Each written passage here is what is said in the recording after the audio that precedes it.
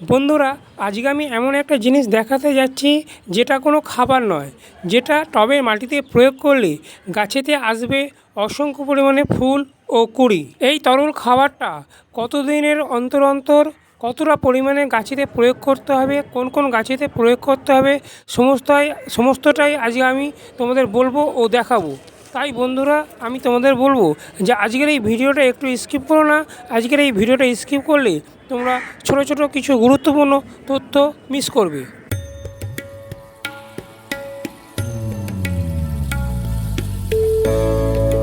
নমস্কার বন্ধুরা, সঞ্জয় হর্টিকালচার চ্যানেলে তোমাদের সবাইকে স্বাগত। বন্ধুরা, আজকে টাইটেল আর থাম্বনেল দেখে বুঝে গেছো যে আজকে আমি তোমাদের সাথে কি বিষয় নিয়ে আলোচনা করতে যাচ্ছি। অনেক সময় দেখা যায় আমরা প্রতিনিয়ত গাছে জল দিই, সঠিক পরিমাণে খাবারও দিই, উপযুক্ত পরিবেশে সূর্যের আলো পায়, তারপরেও গাছের কুঁড়িগুলো হলুদ হয়ে ঝরে পড়ে যায়। অথবা অনেকের টবের মাটিতে বৃষ্টি থামার পরে কেঁচো, কেন্ন, পিঁপড়ে এই সমস্ত পোকামাকড়ের আক্রমণ দেখা যায়। তাই এই তরল দ্রবণটা টবের মাটিতে প্রয়োগ করার সাথে সাথে সমস্ত সমস্যার সমাধান অনেকটাংশেই কমে যাবে। প্রথমে জেনে নেওয়া যাক এই তরল দ্রবণটা আমরা টবের মাটিতে কেন দেবো। এপ্রিল মে মাসে কালবৈশাখীর সাথে যে বৃষ্টিটা হয় তাতে আমাদের টবের মাটির গঠন কাঠামো অনেকটা অংশে নষ্ট হয়ে যায়। এই সময়ের বৃষ্টির ফলে গাছের মাটি অম্লীয় বা ক্ষারীয় হয়ে যায়। গাছের মাটিতে যতই আমরা ভালো খাবার দিই না কেন, গাছ সঠিকভাবে গ্রহণ করতে পারে না। ফলে গাছের যেরকম বৃদ্ধি থমকে যায়, সেরকম গাছের কুঁড়িগুলো হলুদ হয়ে ঝরে পড়ে। মাটির পিএইচ ব্যালেন্স মাপার জন্য বাজারে পিএইচ মিটার কিনতে পাওয়া যায়, কিন্তু অনেকটা বেশি দাম হওয়ার জন্য আমাদের মতো সাধারণ বাগানিরা কিনতে পারি না। তাই আজকে এই তরল দ্রবণটা আমরা টবের মাটিতে দেওয়ার ফলে টবের মাটির পিএইচ ব্যালেন্সটাকে যেরকম ভারসাম্যতা বজায় রাখবে, সেরকম গাছ খুব সহজেই শিকড়ের মাধ্যমে খাবারটা গ্রহণ করতে পারবে এবং গাছেতে আসবে অসংখ্য পরিমাণে ফুল ও কুঁড়ি। তাহলে জেনে নেওয়া যাক কীভাবে এই তরল দ্রবণটা বানাতে হবে। 500 ml করে দুটো আমি সাধারণ প্লেন জল নিয়ে নিয়েছি, মানে টোটাল 1 লিটার মতো জল নিয়েছি। প্রথম যে 500 ml মতো জলেতে প্রথম যে উপকরণটা দেবো সেটা হলো ফিটকিরি। এই পুরো ফিটকিরিটা আমি 500 ml মতো জলেতে আধ ঘন্টার মতন ভিজিয়ে রেখে দেবো। আর এই 500 ml মতো জলেতে তোমরা ফিটকিরির পরিবর্তে ফিটকিরির গুঁড়ো এই চামচে 1 চামচ দিয়ে দিতে পারো। আর এর পরের যে 500 ml মতো জলেতে এখানে দেবো আমি এই চামচের 1 চামচ মতন চুন। এই চুনটাকেও আমি আধ ঘন্টার মতন জলেতে ভিজিয়ে রাখবো। ঘন্টার মতন ফিটকিরি আর চুনটাকে জলের মধ্যে ভিজিয়ে রেখে দিয়েছিলাম। এই ফিটকিরিটা জলের মধ্যে দেওয়ার সাথে সাথে দেখো জলটা কিছুটা মতন ঘোলাটে মতন হয়ে গেছে ফিটকিরিটা দিয়ে দেওয়ার ফলে। এই ফিটকিরিটার উপকার হলো আমাদের গাছের মাটির যে পিএইচ, সেই পিএইচের ভারসাম্যতা বজায় রাখতে এবং গাছেতে কেঁচো, কেন্ন, পিঁপড়ে এই সমস্ত ছোটো ছোটো পোকামাকড়ের আক্রমণের হাত থেকে গাছটাকে বাঁচাতে সাহায্য করে এই ফিটকিরি।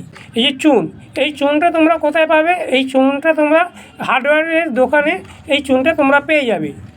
এবং এই চুনটা টবের মাটিতে দিলে যে উপকারটা হবে সেটা হলো গাছের শিকড়কে মজবুত করতে এবং ম্যাগনেসিয়াম ও ক্যালসিয়ামের ঘাটতি পূরণ করতে, এছাড়া অপকারী ব্যাকটেরিয়া ও ছত্রাক দমন করতে ভীষণভাবে সাহায্য করে। এরপরে এই দুটো তরল উপাদানকে আমি একসাথে মিশিয়ে নেব। এই যে তরল উপাদানটা তৈরি হয়ে গেল, এই তরল উপাদানটা এরকম যে অনুষ্ঠান বাড়ির কাপ আছে, এরকম কাপের এরকম যে 10 ইঞ্চি যদি টব হয় 5 কাপ মতন দিয়ে দেবো, মানে 500 ml মতো জল দিয়ে দেবো। এই তরল দ্রবণটা টবে মাটিতে দিয়ে দেওয়ার ফলে গাছের মধ্যে কেঁচো, কেন্ন, পিঁপড়ে আসতে যেমন বাধা প্রদান করবে, সেরকম উপকারী ব্যাকটেরিয়া ও ছত্রাক দমন করতে এই দ্রবণটা ভীষণভাবে সাহায্য করবে এবং মাটির পিএইচ ব্যালেন্সে ভারসাম্যতা বজায় রাখবে। 8 ইঞ্চি টব হলে এটা দিতে হবে 250 ml মতন। এই যে তরল দ্রবণটা বানানো হলো, এই তরল দ্রবণটা মাসে 2 বার করে টবে মাটিতে দিলে তাহলে কিন্তু গাছের যে কুঁড়ির যে ঝরে পড়া যে প্রবণতা অথবা গাছের যে বৃদ্ধি, সেটা খুব সহজেই হবে। এই যে দোবনটা তৈরি করলাম, এই দোবনটা আমাদের ছাদ বাগানে যত আউটডোর গাছ আছে, যেমন জবা, টগর, জুঁই, বেল, এই সমস্ত গাছেতে এই দোবনটা দেওয়া যেতে পারে। কিন্তু ইনডোর প্ল্যান্ট যেরকম স্যাকুলেন্ট বা মানি প্ল্যান্ট, এরকম গাছেতে এই দোবনটা দেওয়া যাবে না। দেখলে তো বন্ধুরা কিভাবে আমাদের বাড়িতে হাতের কাছে থাকা দুটো ঘরোয়া উপাদানের মাধ্যমে একটা তরল ফার্টিলাইজার তৈরি করে আমরা আমাদের গাছের সমস্ত রকম সমস্যার সমাধান করতে পারি। এটা কিন্তু গাছের কোনো রকম খাবার নয়, এটা হলো গাছের তরল অমৃত জৈব। যে তরল অমৃত জৈবটা গাছের মাটিতে প্রয়োগ করার ফলে গাছেতে যেরকম আসবে অগণিত কুড়ি, সেরকম গাছগুলো থাকবে সুস্থ সবল, গাছের পাতাগুলো থাকবে সবুজ চকচকে প্রাণবন্ত। এটা ছিল বৃষ্টি থামার পর টবের মাটিতে তরল দ্রবণ প্রয়োগ করার বিষয়ে আলোচনা। যদি আমার এই ভিডিওটা তোমাদের এতটুকু উপকারে লাগে তাহলে অবশ্যই এই ভিডিওটাতে একটা লাইক দিও এবং চ্যানেলটাকে সাবস্ক্রাইব করে আমার পাশে থেকো। পাশে থাকা যে বেল আইকনটা সেটা প্রেস করে দিও। প্রেস করে দিলে কি হবে, আমি যখন নতুন নতুন ভিডিও আপলোড করব যাতে সহজে তোমাদের কাছে খুব তাড়াতাড়ি পৌঁছে যেতে পারি। সবাই তোমরা খুব ভালো থেকো এবং সুস্থ থেকো। নমস্কার।